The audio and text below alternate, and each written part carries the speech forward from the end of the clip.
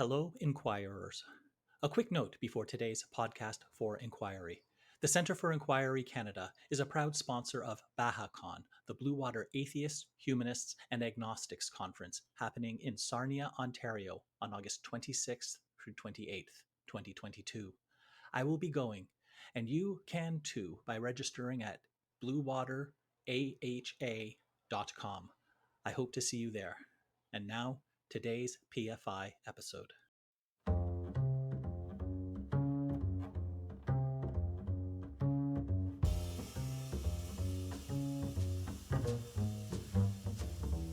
Welcome to the Podcast for Inquiry, brought to you by the Centre for Inquiry Canada, a national educational charity supporting your community for reason, compassion, and secular humanist values. You have answers? We have questions. I'm your host, Leslie Rosenblood, board member and secular chair for CFIC. Welcome. I speak today with Brandon Gauthier about his book, Before Evil. We talk about the basic premise of the book, which is the childhoods of 6 of the 20th century's worst autocrats and dictators.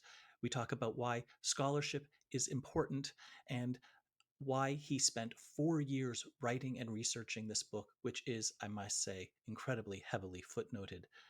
Brandon reads a couple of excerpts from the book, and we talk about individual ambition versus opportunity and how the protection of democratic norms and institutions are essential to prevent the rise of future dictators. We have a passionate conversation that ranges over a range of topics, including the state of democracy in the world, which may remind listeners of my previous conversation with Miriam Mufti, and a long discussion on free expression, not entirely unrelated to a conversation I had with James Turk earlier in Podcast for Inquiry. And then finally, we talk about how we are all susceptible to ideology and how we can avoid slipping into a way of thinking that allows us to think of other people as less than human. Brandon K. Gauthier completed his doctorate in modern history at Fordham University in New York City in 2016. He speaks passionately and loudly. He frequently asks his students to yell, "Who cares?" and then tell him why he's wrong about everything. When not teaching and writing, he listens to music at loud volumes and walks long distances. Historical conundrums keep him up at night. He lives with his wife and 2 daughters in New Hampshire. Before Evil is his first book. I bring you my conversation with Brandon K. Gauthier. Brandon Gauthier, welcome to Podcast for Inquiry. Thank you so much for having me, Leslie. It's my pleasure. Well, we're going to talk today about your first book, just released recently in April. It's Before Evil. Why don't you tell me, let's start off by having you tell us the basic premise of Before Evil. Well, it begins with a key dilemma that I find deeply upsetting, which is how is it that human beings have committed grave crimes against humanity, against other human beings? So the premise of the book is to grapple with the reality that some of the worst dictators who ever lived, Adolf Hitler, Joseph Stalin, Vladimir Lenin, Mao Zedong, Benito Mussolini, and Kim Il-sung, that these were human beings, that this is true. And since they are human beings, we have the obligation to examine them in a human light because we are so disturbed by the horrific things they would do in life. So the core premise of Before Evil is looking at some of the worst people who ever lived or assumed political power in a human light, and it is to examine their formative years and to begin to look at the ways that certain variables that they have in common shaped what their futures would be. The path towards ideological radicalism that begins with family, and it begins with education and books. And the story of these men's lives originates not, I think, from the common popular assumption of just trauma, but from a degree of delusions of grandeur that they would do something great for this world. That started young. So there's a couple of things that I want to delve into, but I want to ask. Unfortunately, there's no shortage, even if we restrict ourselves to the 20th century. There's no shortage of awful people. So I'm not saying that Lenin, Mao, Mussolini, Kim are not terrible, but there were others like Pol Pot, Idi Amin, Robert Mugabe, Augusto Pinochet, Enver Pasha, who rank among the worst autocrats and dictators of the 20th century. What criteria did you use to pick these six? And of course, I could ask that question no matter what six you chose. I'm just curious. There had to be a selection process for you, and can you shed some light on what that was? Yeah, that was really difficult. And when we speak, it was really difficult to come up with what specific dictators I would focus on because when you're looking to have a substantive narrative, you can only focus on so many people Of course. within one with one volume. And I would say as a caveat up front, right, in terms of how horrible one of these dictators was, it's not really something that's can be quantitative, right? We can't take one horrific tragedy and compare it only in terms of numbers to another and come up with a ranking of horror. I think it's more complicated than that as we struggle with these crimes against humanity, whether that be Pol Pot in Cambodia or whether that be Joseph Stalin in the Soviet Union. The criteria for examining the lives of these particular men was to look at the story of ideology, which I saw as playing out in a particularly dogmatic fashion in the lives of someone like Stalin and Hitler and Mao. The same thing could be applied to the other dictators that you were just referencing. Although with someone like Mussolini, there is kind of the power hungry cynicism that I think rivals ideology. The succinct answer to your question is looking at chronology. These men's lives overlapped one after another, and there were very strong shared parallels in terms of family and in terms of the role of ideology. Someone like Pol Pot, who I just referenced and you referenced, fits actually quite well in with that story and the number of dictators. But to say something substantive in chapters that revolve around one another in terms of themes. I had to make hard decisions about how many dictators I could include. And while I don't think it's appropriate to compare dictators based off of just the number of horrific deaths they cause, I would say that if we were looking at some of the most impactful despots in human history, or particularly contemporary history, at the scale of change they caused in the world in turmoil, we can look at Mao Zedong having his actions the Great Leap Forward, leading to the death of 45 million people. Total countrywide upheaval in China. We're looking at someone like Adolf Hitler, who starts the Second World War, the death of 50 million people, the Holocaust of European Jews, 6 million people. So it's not only a consequence of the level of destruction they caused in terms of the number of people murdered, but the scale, the worldwide turmoil that would ripple within their country and beyond.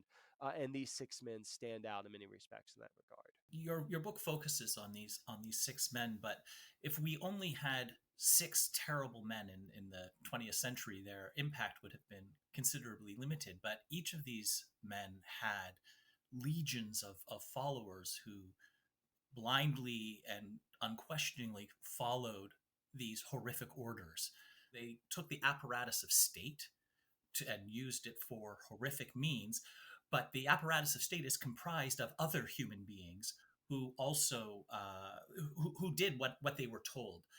How you don't address this in the book, but I kept thinking, an order is given, but people, hundreds or sometimes thousands of people, need to carry it out. And what is the social responsibility based on the person who gives the order, the autocrat, the dictator, and the people who execute those orders and follow and follow them through, and to make sure that vision, that horrific vision, is realized. Well, the point up front is those giving the orders. I mean, the men I'm talking about and the men I discuss in this book, their guilt is total. I mean, their guilt is absolute. No amount of telling the human story behind their crimes can ever mitigate or diminish the horror that they caused. So their guilt is absolute. And the guilt is absolute of those who followed their decisions, implemented those orders. And I think the question that arises from what you're asking is, from where does this horror come from? And there's, I think, a degree, there are many variables to the followers behind these leaders and why they support these leaders. There's a lot to be said there, but the common denominator variable that stands out, I think, at the forefront is the power of ideology. It's not just about self-interest. It's not just about the need to preserve one's own position in a given hierarchy of power. That is important. But why do we do what we do? Why does anything matter in terms of the decisions that we make? I believe it is a consequence of ideas, the lenses that we wear that render the world around us in a certain way. And so the story of how individuals give these orders and how others follow those orders is complicated and diverse, but it comes down at the very core. If we have to put forward in privilege a common denominator, the power of ideology to render the world in a certain light where people begin to believe that things in other circumstances we would agree are totally horrible, to murder other human beings and to murder them, and for instance, within the Holocaust on an industrial level scale, this is the most evil thing I can think of. And yet to believe that is right, this is the power of ideology. And it reminds me of Michel Foucault. If we talk about what does power do, power does not only exclude, power produces ideological framework systems that reinforce one another and produce reality. These leaders embraced ideologies that were widely shared as a consequence of agency, which makes them more guilty. And before evil, my interest is to look at, where does the agency arise from? Where does this willingness to embrace this belief system that's going to offer all the answers that people are so hungry for to varying degrees, where does this come from? And what could lead human beings, people who are fundamentally like us in many respects, Leslie? And this is where people normally get mad. So Right. your argument is that I fundamentally have a lot in common with Stalin. What about psychopathology? Are we not inherently distinct from one another? Is it not utterly reductive to suggest that we are all some deeper Hannibal Lecter just lurking with inside, eager to get out? I don't mean to equate us evenly and smoothly with someone like Mao Zedong. I do mean to say, and the book argues fundamentally, that we are human beings. We have many, many things in common. And the foremost of that is perhaps our agency, our willingness to embrace ideas, believing that we are not going to make the world a worse place, but a better place. That is the story of these men's tyranny before evil seeks to examine the beginning of that story. So, if I can generalize slightly from what you're saying, uh, something that I have long believed, and I think is relevant here, is that I think blind loyalty is is immoral. Not the loyalty bit, but the blind. Whether it's blind patriotism, where it's fine to be patriotic if you think what your country does is right. But the problem lies is that for many people, patriotism is means this thing is right because my country did it. My moral stance is defined by the actions of my country in the case of patriotism, or in the case of political ideology, my party has this on their platform, therefore it is good social policy and therefore it is the right thing to do, rather than saying these things are right and I'm going to vote for or support the party that most closely represents that. You also see that type of blind loyalty to corporations or to religious figures or religious doctrines. And I'm wondering, is that kind of what you are? What you're getting at is what causes people to surrender their agency, their ability to make decisions for themselves, and simply say, "I will follow this leader and do whatever it is that he says." I think what becomes more terrifying is when it's not a surrendering of agency, although that certainly exists, right? There are these blind followers who are not asking questions, who are in for whatever is going to follow. But in the instance of these leaders themselves and those around them, what is even scarier is when agency itself is the source of tyranny.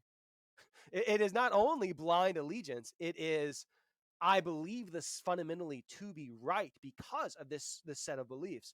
What is utterly terrifying is not just the cynical power grab, right? The person who pursues power because they were power hungry, and the ideology will be a window dressing. This exists within despotism and within tyranny. Uh, what is really terrifying for me are true believers who wouldn't say, this is not a surrendering my agency. You're suggesting I haven't thought critically about this. I have thought critically, and I believe that this is right. Now we're getting to a point where I start to lose sleep at night. Because to me, my answer is, so you believe in the Cultural Revolution in 1966 from August onwards, that murdering teachers is serving the cause of the revolution? Now, to an extent, you have within the Cultural Revolution kids swept up in this ideological fervor. But you also have members of the regime that, for not just moments of self interest, that it behooves me to support what Mao Zedong wants to have happen in the Cultural Revolution, but the notion of true belief that, yes, this is right. The notion that, at the end of World War II, when Adolf Hitler has overseen vast, vast destruction and horror, not only upon Eastern Europe and the Soviet Union, not only upon European Jews, but on the German people themselves, that you still have fanatics fighting for that cause, not only out of blind devotion, but because of this notion that they believe it is right. How is it possible that after Joseph Stalin dies, that people in the Gulag, people who had been tortured by the NKVD, people whose family members who had been murdered by a monstrous regime in Moscow, hear about the death of Joseph Stalin and weep and say, the father of our country has died. What are we going to do? That is not only a story of blind devotion, it's a story of the twisting and winding road that agency travels. But the story of agency is it heightens one's culpability. It doesn't mitigate it. It suggests that you didn't embrace these beliefs as as a robot, as a lemming. You embrace these beliefs through the consequence of your own mindset. That makes you more guilty. That's even more horrifying than what I was envisioning a moment ago. Well, it's what I can't. It's what led me to focus on the human story of these men's lives, to get beyond the demonic dictator. They are monstrous dictators, right? But they weren't actual monsters. They were Homo sapiens. That's the story of the book. Where do these people come from? I'll confess, Brandon, that before I read your book, I was a little bit hesitant, and because I read the thesis and the back cover, and I was concerned that it would essentially be a book of, for lack of a better term, fan fiction about the worst characters of the 20th century. That you just took a couple of points and like let's imagine what their childhoods would be like. And the book itself is nothing like this. It's one of the most heavily footnoted books I've ever read. When I saw the size of the book, it's about 450 pages, but that's a little misleading because there's over 100 pages of notes. The bibliography itself runs 40 pages. There's 1,400 footnotes, and like half of your chapters have more than 7 footnotes per page. So I want to assure everybody that this is an incredibly well researched and documented book, and very factual. How long did it take you to write? Like Oh, I was just looking at this, and I was just astonished at the breadth and depth of the research that must have gone into it. So can you tell us a little bit about that process before the synthesis and before the writing? I appreciate those comments because it's extremely important to me to have that be a centerpiece of what the work is, right? Which is a product of scholarship. And I think if we're having the discussion we're having about people who caused such misery, who caused such horror for so many people, it has to be rooted in strong scholarly work. The process of writing before evil stems from my doctoral program, which focused on I focused my dissertation on the history of U.S. North Korean relations, and that led me to engage with the story of Kim Il Sung. It led to a trip in 2015 to North Korea, as I started to think about the meaning of despotism as being part of a human story. And ultimately, what I did was I took the tools for my doctoral program that led me to produce a dissertation on U.S. North Korean relations and applied that to the story of these men's lives. It took 4 years altogether. We're almost exactly at the 4 year mark from the beginning of the work. It started in 2018, in early July, so almost 4 years. And going to Dartmouth and beginning this process of looking first off what's out there. If you go to Dartmouth and you go to the library stacks and look up biographies on Hitler, you're going to find about 80 to 85 of them. So the process of accumulating and coming to terms with this vast historiography about all of these men, and then from that historiography, mining the information that speaks to a human story, which we only find in bits and pieces. There's so much about their lives, I think, in a scholarly sense, which certain historians have thought of as trivial. That the human story of what Mao Zedong liked to read as a teenager, is it really important? Does that really matter? And I think it does. So, from the process of beginning with the vast historiography of all these biographies and the scholarship on these men's lives, it was then tracing and pulling at the thread to the primary sources, getting back to the works from the citations of those historians, and then arriving at the primary sources that exist about their early lives. And so the process of research and writing was over 3 years. And then, even once a draft was finished, as I was working with my publisher, I added on the first third of the book, which was another 100 pages roughly, in which I start the first third of the book looks at the end of their lives, and it spells out their crimes in detail. So even after the process of researching and writing a book about their early lives, I added on another third about their crimes against humanity, because it was very, very, very important to make sure that readers understand fully what these men did. There can be no romanticizing their lives. I need readers to know what Kim Il sung did in North Korea and what Mao Zedong did in China. So, Leslie, it was a long road, and as I look towards another project, I think what is invigorating but also daunting is like I need at least 4 more years to produce something that I think is going to be excellent. And that's just the product, I think, of my academic training. What struck me about the profiles that you give of these six children is how largely unremarkable they were, or common their stories. I mean, there wasn't a lot in common between them all, except that they were reasonably bright and well educated, well read.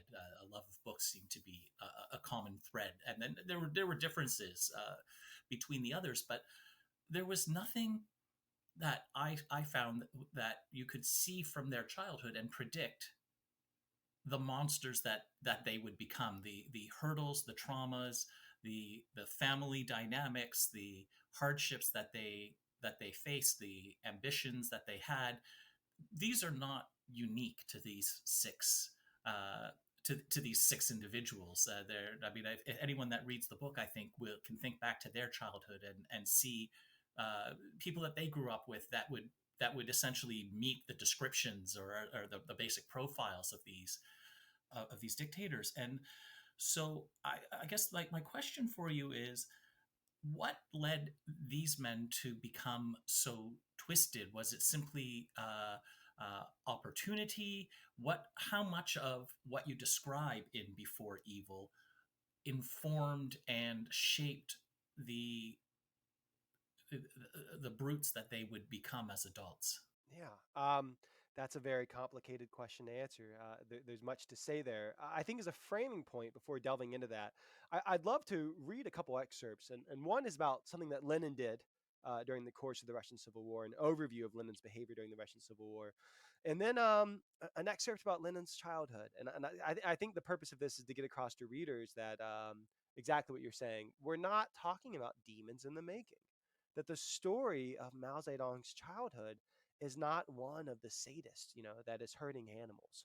It's not one of, that you would think you would see in the life of what we sometimes often see in the lives of serial killers who, from a very young age, are showing really disconcerting traits, right? A lack of empathy and cruelty. That's not what we see in the lives of Lenin, Hitler, Mao, Mussolini, Kim Il sung. I'm going to read a description of what the Bolsheviks did under Lenin's leadership in the Russian Civil War, and then I would like to read an excerpt of Lenin as a child and the home that he came from. At the height of the Russian Civil War, Vladimir Lenin, leading the Bolshevik Party, faces a very difficult situation. How are the Bolsheviks, after seizing power in October 1917, going to stay in power? They all should have been dead or in exile within 6 months. And this is not even to mention the notion that now we're going to build communism and a utopia without rich and poor. That'll come later. First, we have to stay in power. Here is what Lenin embraced: "Quote, extreme force offered solutions. There was no such thing as a revolution without firing squads," Lenin argued. "Only unrelenting terror would ensure victory. The Bolshevik leader subjected dissenters in his regime to punishing mockery. Quote, there are, pardon the expression, revolutionaries who imagine we should complete the revolution in love and kindness. Yes? Where did they go to school? What do they understand by dictatorship? What will become of a dictatorship if one is a weakling? The nascent Red Army conscripted recruits and fought bitterly against the whites. Lenin almost single-handedly forced his party to accept a humiliating peace treaty with Germany, but then marauding Bolsheviks seized grain from peasants to feed the cities. Lenin's secret police, the Cheka, used hostage-taking, torture, rape, and mass murder against perceived enemies. They burned people alive. 13 million died. War and famine consumed lives like kindling in a fire. Adults ate children. Hell on earth. For Tsar Nicholas and his family, things turned out as Rasputin had warned in 1914. Lenin had Nicholas, along with his wife and 5 children, murdered in a basement on July 17, 1918. Quote, if in such a cultured country as England, Lenin had written, referencing the execution of Charles I in 1649, quote, it is necessary to behead one crowned criminal, then in Russia, it is necessary to behead at least 100 Romanovs. And so it was done, on Lenin's orders. 10 Bolshevik minions shot Nicholas over and over in the chest while his family screamed. Then they shot his wife Alexandra in the head as she made the sign of the cross repeatedly. The murderers, struggling to see through the gunfire smoke, shot and stabbed the kids. Alexei, Anastasia, Maria, Tatiana, and Olga, ages 13 to 22, in a ghoulish frenzy. Anastasia fought desperately before succumbing to a bullet in the head. And this atrocity is in so many. Lenin and his followers betrayed their humanity for power.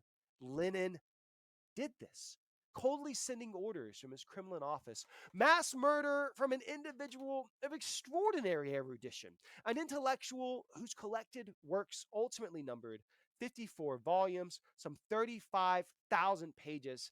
This was a brilliant man, yet one who believed gross human rights abuses ethical, a matter of course for the supposed salvation of the world. Quote, the supersession of the bourgeois state by the proletarian state, he wrote dryly in August 1917, is impossible without a violent revolution. Heinous means, for Marxist ends, no guilt. Let's return to his childhood. Let's look at this person. What home produced this monstrous person? The boy who would become a communist dictator grew up in a well kept middle class household with servants. His parents, Ilya and Maria, had 6 kids in all. The family had known tragedy, losing 2 infants, but it was a big, loving crew. His mom and dad had a close relationship. They were decent, thoughtful people who adored their children and made every effort to ensure they would surpass their own accomplishments, both led by example in their sobriety, their hard work, dedication to education. They weren't wealthy, but they gave the children a pleasant upbringing. This was a house full of scientific works, books in German and French, and sheet music, a home that valued intellectual curiosity and study. The dad, Ilya, read aloud some evenings. They had a backyard garden with a gazebo for drinking tea. Mom, Maria, harvested strawberries and other fruit with the kids. In woods and hills around town, Lenin and his siblings romped about and enjoyed sledding, ice skating, canoeing, and swimming. They had a tree at Christmas and dyed eggs at Easter. It was a happy childhood.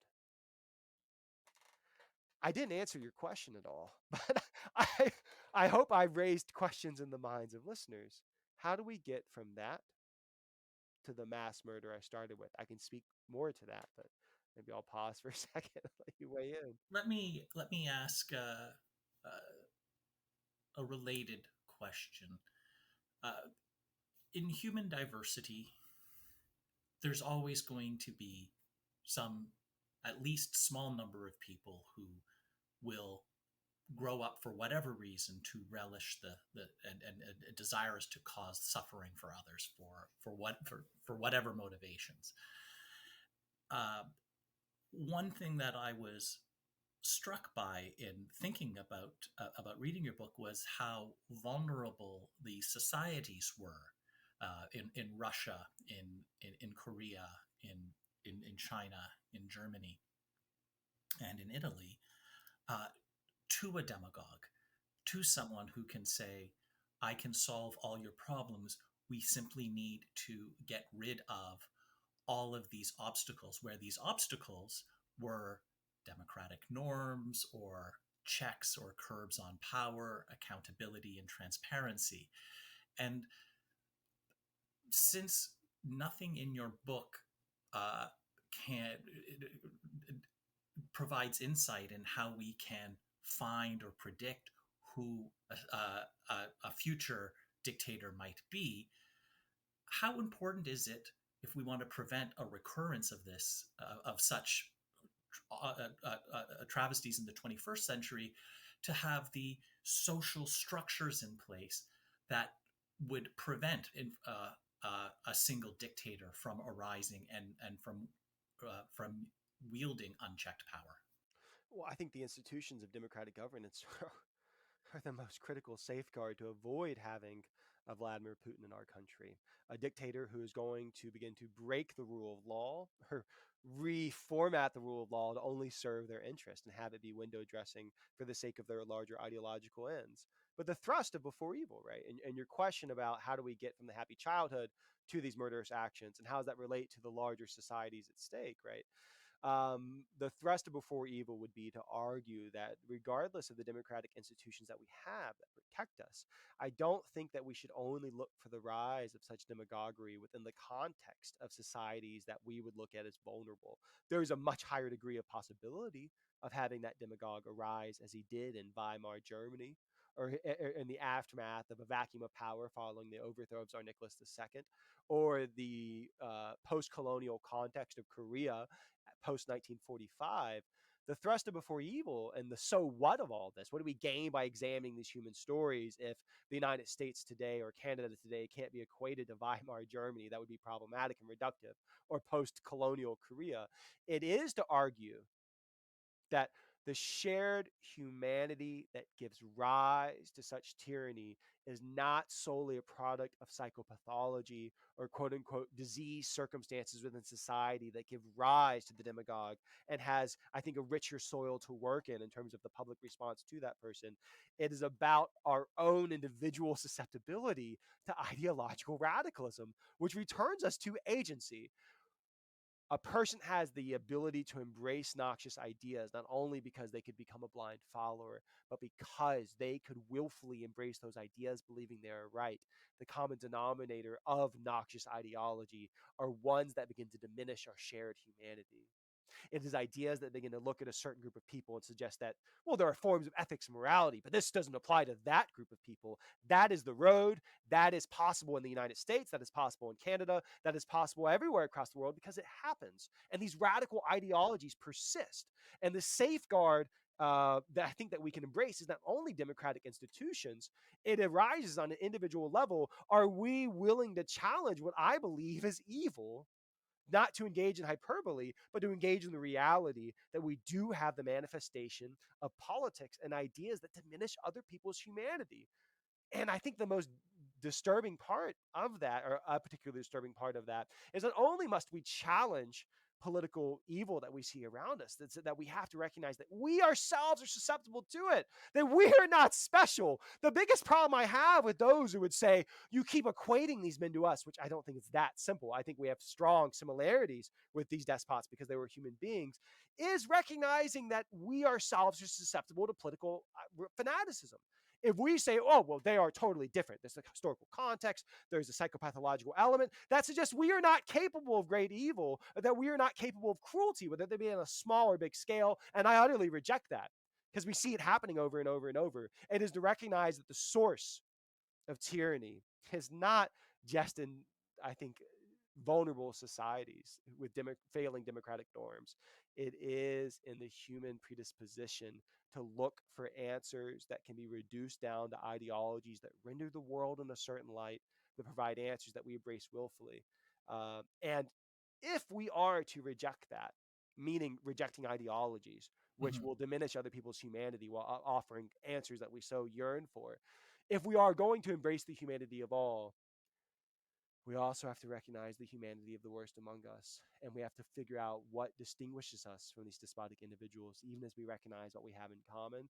And that means recognizing the shared humanity of even the worst among us. And it brings me now to a point from the book. An anti fascist writer wrote at the death of Mussolini, who was pulled beside a gate with his mistress and shot, that the execution of Mussolini, that this was justice. To have spared his life would have been sacred. And now I think, does what happened to Mussolini is Mussolini is then dragged to a Milan gas station in a public square and hung upside down, but not before people bash his head in and women urinate on his body. Is this how we distinguish ourselves from these despotic individuals? Would we not only reject hateful ideologies that diminish other people's humanity, but would we stand up for the humanity of even the worst among us, even as we hold them accountable?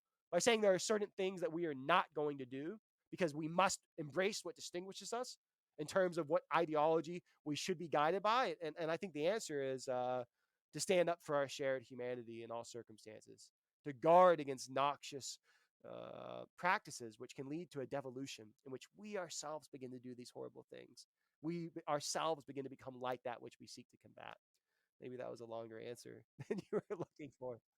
I think that that's passionate rejection of capital punishment in all its forms, as any I've heard, and that we cannot claim that we are better than those that commit awful acts if we commit them ourselves, even if we believe the cause to be just. It's sobering that how vulnerable we all are, people, to such things. This conversation is reminding me of one that of a previous episode of podcast for Inquiry, where I spoke with Miriam Mufti about the state of democracy in the world and how it seems to be backsliding. So what you were saying, that we are not immune. I mean, certainly in the United States, we've seen democratic institutions significantly eroded. We've seen a significant backsliding in places like Brazil and India and Hungary, among many others, Poland. And if it, I agree with you that having strong democratic institutions that can curb the worst of our individual excesses are essential if we're not going to be repeating some of the worst episodes of human history. But it's not automatic, and it cannot be taken for granted, and it requires the efforts of the people in society, as well as the leaders, to ensure that even in those places that do have established democracies, that there isn't backsliding into despotism and authoritarianism. Uh, do you have any insights on how people can participate in shoring up democratic norms and institutions and respect, and actually, like, even the very basic acknowledgement that people that you fundamentally disagree with on perhaps very important topics are still nonetheless human, and not pure evil that can be expunged? Because, as you said, that once you accept that premise, it's a fairly short road to uh, justification of mass murder. How can we prevent that first step, that acceptance of ideology that views the other as less than human?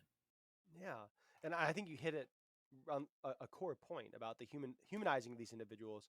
If we are to avoid devolving into what they became, which is individuals who dehumanize others, we must not dehumanize those evildoers themselves, because they were human. And the source of their humanity is not one of any mitigation of their guilt. It's a better effort to understand the meaning of their crimes. But I appreciate the question because it returns to a key point. Nothing is inevitable. There's just as there's no teleology of progress that's going to end with this perfect democratic governance, right? Like if that's not the reality, the inverse isn't necessarily true. There's no preordained conclusion that the American Republic is going to devolve into civil war and chaos. And I think it's problematic to suggest as much. And the reason why is because what we do and don't do matters, and that our individual agency can have a substantive impact. You asked for my thoughts about how individuals can contribute. I think that the norms of democratic governance that allow us to challenge each other's beliefs are so absolutely critical. But I would also add the caveat of we should be willing to stand up for the right to express beliefs which we might find to be wrong. Also has to be framed by there are views that innately lead to murder, And we have to have some really hard conversations about how we grapple with the meaning of free speech in a constantly evolving technological environment that seems to be feeding this political extremism. So I'm torn in one sense because I feel so strongly that the measure of the health of our republic is my willingness to not only let you have your perspective, right? That I'm not going to silence you, but I recognize I can learn from your perspective, even as I might vehemently disagree with it. So I feel really strongly about that.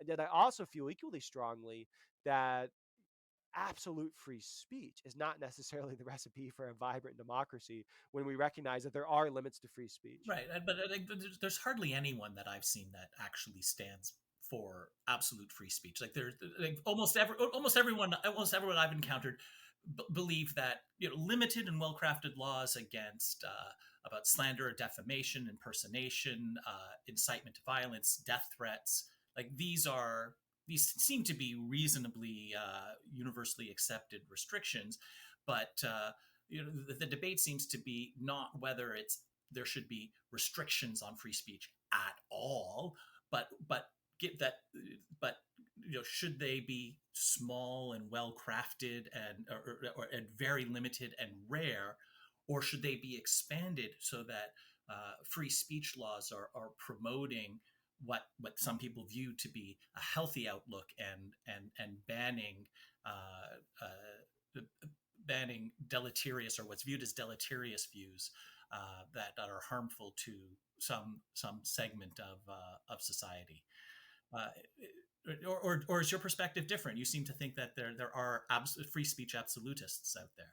Well, I would qualify it, and I think you appropriately qualified it in response, right? It's not just free speech absolutist, it's the context of the environment technologically that we live in that gives rise to, I think, really nuanced questions that are also sweeping at the same time. To be specific, if Elon Musk owns Twitter, right? And Elon Musk has come out very strongly against what he calls the policing of free speech on that social media platform, which is the virtual town square of the world in many respects today. It raises really difficult questions about the extent to which an exchange of free ideas on Twitter is a vibrant part of a healthy republic versus how have the meaning of algorithms altered discourse in a way that can be noxious to the health of a vibrant republic. And how are we evolving as a society in terms of how we grapple with that if there's the power of this very powerful billionaire to own that platform and then decide those rules or have strong sway in what those rules will be?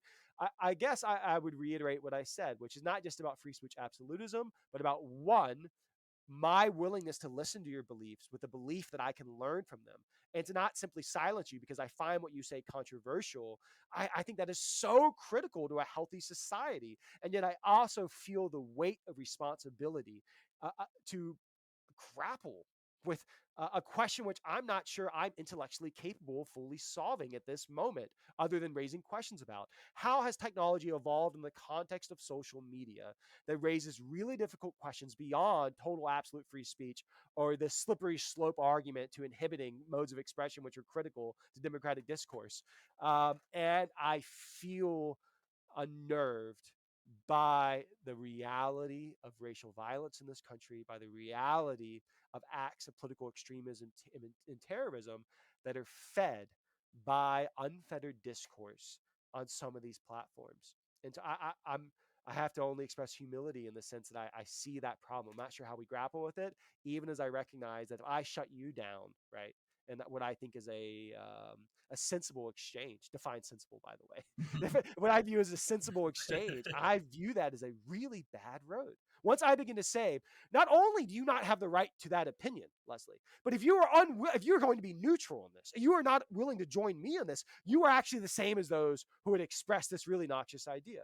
Are are you going to be on the right side on this, Leslie, or not? Right, you're either with us or against us. There's no middle Balanced ground. by Yeah. there are things that are said, right? There are forms of hatred ideology which we have the obligation to take the hard stand on. If someone is going to advocate the murder of people of color, I think we have the moral obligation to stand for the humanity of those who are in danger And these are difficult questions. What's not a difficult question is the moral obligation of that, right? That we have the obligation to Mhm. struggle against extremism and racism that are leading to human beings being murdered, balanced by this notion of free speech in the context of evolving technological environment that is very complicated, even as some things are very, very clear. What do you think? It is a difficult balance to strike. I think that with what you just said, calling for the murder of of anybody, but of people of color in your example, I think that's clear that you can ban that to be as incitement to violence and incitement to imminent harm, and that like that example makes it easy.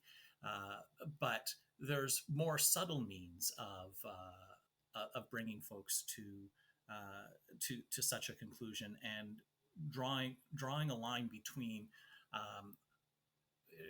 I think the moral obligation is clear that we can stand up and vigorously dispute that, show how it's false, how it's misleading, how it's completely disconnected from reality, and people can certainly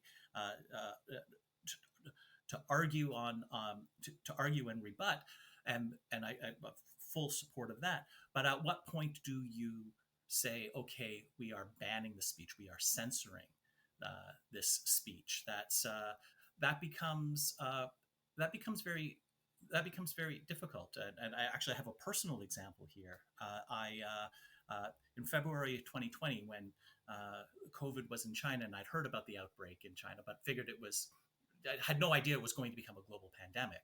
Um, I gave a talk called "Stab Everyone You Love" about the anti-vax movement, having no idea how timely that was going to be.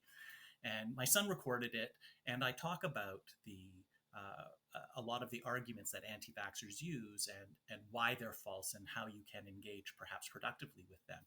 It was on YouTube for a couple of years, and it was just removed. It was censored for spreading medical disinformation. And so it's like, well, Because you're outlining anti-vax myths about those who are against getting vaccinated. That's what you're outlining in the video, and yeah, that was and removed. how, like, here is what they say, and here is why it's false, and here is how you can perhaps productively engage with people that have these views. So your video is pro-vaccination, right? Very And much it so. was it was highlighting the ways that anti-vaxxers are saying things that are medically false, and then it was suggesting that we should engage in good faith, and that was censored and that was removed. It was removed for spreading medical. No, no, it's my opinion. It's Google, it's YouTube. I don't think anyone at the company viewed it and made a judgment call. I think that there was a Algorithms. speech to text, and they found various keywords, and it hit some threshold, and it was just removed. And I had an appeal. 30 seconds later, after I submitted my appeal, it was denied, and I have no further recourse. So the video was taken down. So so I'm hesitant to endorse that, like, even talking, like, if people are describing acts of violence, or words of violence, or documenting it, or arguing against it, it's very difficult to determine at scale, in a way that's going to have a significant effect on society, where you can uh, remove hate speech, and versus all the other areas that intersect with hate speech that are not actually promoting it. So it is Mhm. challenging. I think what you're one thing that you mentioned that I do support is that these are algorithmically supported. So Mhm. there's been lots of documented examples on Facebook and YouTube where someone is looking at like an astronomy video, and then 3 clicks later they're looking at flat earth videos, or that, or you're looking up some medical information, and then the next suggested things are these horrific anti-vax videos. And this is not because people are searching for them, but it's because the algorithms are designed not with regard to truth, but to maximize engagement. And nothing engages people like rage. And That, and that was And That's it. Jaron, I'm missing his name. Jaron Lanier. He wrote a book called. He's a technology philosopher. He's one of the very first people to be involved with virtual reality. He has a book called 10 Reasons to Delete Your Social Media Account, and he says exactly what you just said. He was a cook in the kitchen at the beginning of Google, but he said the algorithms learn, and the biggest thing the algorithms have learned is that if you're trying to keep the person engaged with the platform, anger and rage works. Trust and friendship take a long time to build, and the algorithm cycling information to you to get an outrage keeps you using it, and that's reinforcing, self-reinforcing. yeah, so I would, if we are going to address it, I would start with some regulation about what is promoted unprompted before removal of content, or censoring, or charging people who say unfavorable things. So sorry, you asked for my opinion. I took you seriously, and that's why I just gave a log rant. I have lots of opinions. Usually, I'm the one asking the questions. Well, no, but I appreciate the exchange because I think it speaks to a principled point of the concern of conservatives, which I don't think can just be rejected, which is how is that censorship going to play out? How do we make an effort to identify what we would think are unquestionable forms of speech that are defined by racial hatred or an effort to promote violence versus discourse, which is not always that clear cut. Some things are very clear cut and very obvious, right? How is that determined? And how do we ensure that evolving definitions of what that is, beyond, we're not just talking about racist speech, but other things that we might consider to be unsettling or disconcerting, if we begin to have an evolving notion of what should be censored, where does that end? Does that intersect with degrees of power represented by a corporation like Twitter? Does that intersect with certain political aims? And how do we grapple with that? Here's an example that's disturbing that I think speaks to this concern of the U.S. Supreme Court about how this could evolve. The Westboro Baptist Church is an organization of hate, which would go. It is a fundamentalist religious congregation that would go to the funerals of dead U.S. veterans who had died in Iraq and Afghanistan, and hold up homophobic signs and yell at families whose sons or daughters have been killed overseas, that God hates fill in the blank homophobic slur, and that's the reason why your son or daughter died. To go to funerals and scream these things at families who have lost loved ones. Well, they were sued. It went to the U.S. Supreme Court, Snyder v. Phelps, and the argument was: is this constitutionally allowed free speech to go to the funerals of veterans who've died overseas and promote directly homophobic language? The Supreme Court decided 8-1 that it was constitutionally allowed free speech. And so within the United States, in the context of free speech protections, it's very strong free speech protections. And I think there are some difficult issues to grapple with as we see, as I've already said, an evolving technological landscape shifting beneath our feet with what has been an almost ironclad commitment to a free exchange of ideas that protects even noxious or racist ideas or homophobic ideas within the United States. Yeah, the counterpoint to that would be, so if you have, if you happen to be a Democrat, and you want to give the Democratic administration more powers to curb vile speech, the next president might be a Democrat, might be a Republican, but the next president will be a Republican, or if not the next one, the one after that, or the one after that, right? You keep switching. Same here in Canada. Right now, it's the Liberal Party that's in power federally, and throughout Canadian history, it's one of two parties: the either conservative or progressive conservative party, or the Liberal Party that has held power. So, and the current Liberal Party is proposed legislation that could put significant curbs on journalistic freedoms, and or to publishing falsehoods, or against publishing falsehoods. But it's, for and you might think that, okay, if you're a liberal supporter, that might be fine because you trust the current prime minister or the current leadership. But our next prime minister, might be liberal again, or might be conservative, but certainly the one after that or the one after that will be. And are you going to trust the next person with this tool? And I always think of, not how the current leadership or how the current administration is going to use these tools, but how it might be used or possibly abused by a subsequent leader down the road, and which always makes me be very hesitant before endorsing greater curbs on expression, because so many of our freedoms flow from the ability to stand up and say, "I think this is wrong." Yeah, Even if the person who's saying, "I think this is wrong," is him or herself wrong, yeah. being able to ask is foundational, because that is the that's the foundation for identifying where we might be mistaken and therefore improving. That's exactly right. The willingness to listen, not only with the conviction that I'm going to let you have your say, but I might have something to learn from what it is you have to say, um, in a realm of more sensible discourse, right? And Yeah. how can censorship intersect? So here's another concern as well, right? To what extent can censorship overlap into forms of artistic expression, which other individuals might find upsetting or distressing? We have to remember that within the United States, before the early 1960s, that there were novels that were banned as obscene, right? If you look at Henry Miller's Tropic of Cancer, whether someone finds that book disgusting or not, that book wasn't legal in the United States before 1962 and 1963. That there are forms of artistic expression in the United States that at a local and state and a national level, which were banned, which were seen as obscene because they talked about sex, and those books would be confiscated by customs.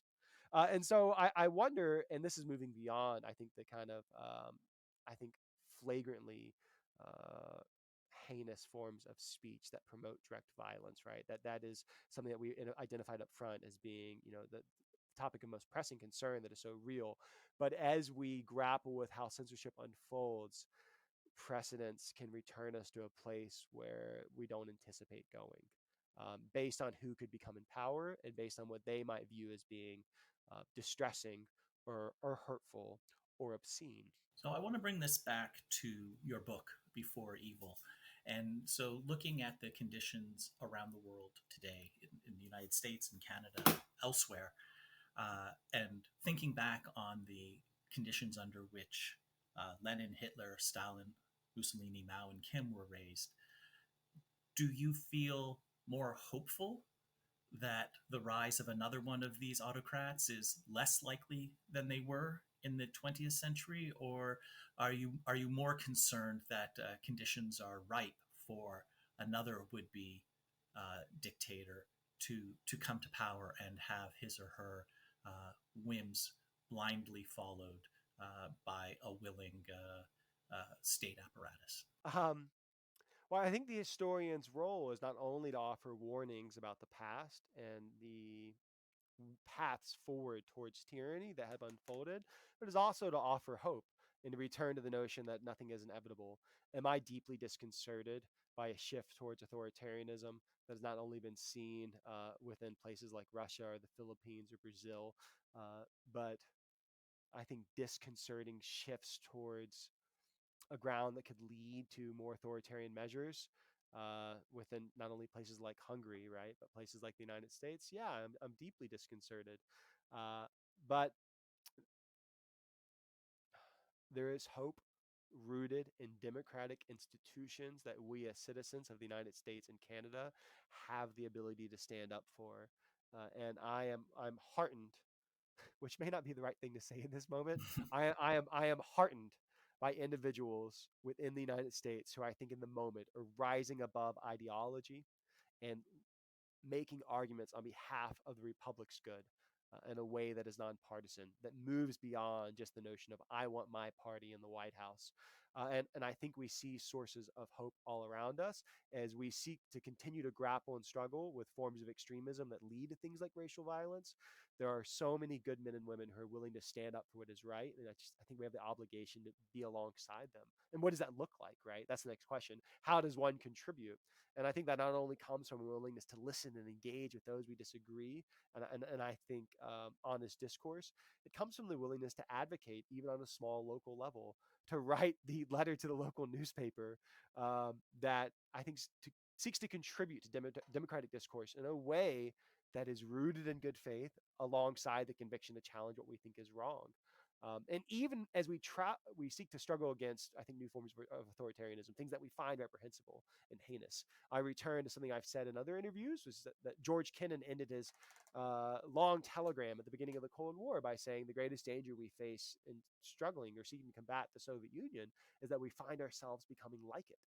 So as we seek to identify things we think are heinous, things that we think degrade or corrode democratic norms, and this is the issue of censorship as well, right? We must not find ourselves becoming more like those authoritarian aims that we seek to combat in the effort to combat them. Right. And I think that has to begin with humility. We're talking about free speech, we're raising questions. I think my core point is not only the conviction that we try to do what we think is right, but I think we need to express humility. I need to listen as I talk.